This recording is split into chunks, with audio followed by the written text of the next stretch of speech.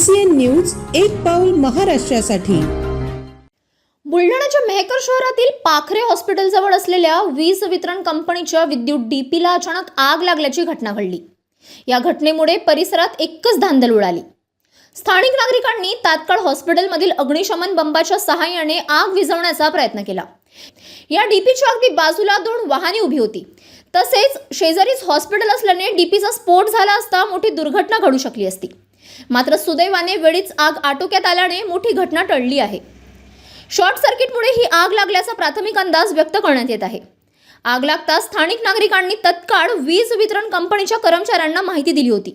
मात्र बराच वेळ कर्मचारी घटनास्थळी न पोहोचल्याने नागरिकांनी संताप व्यक्त केला आहे।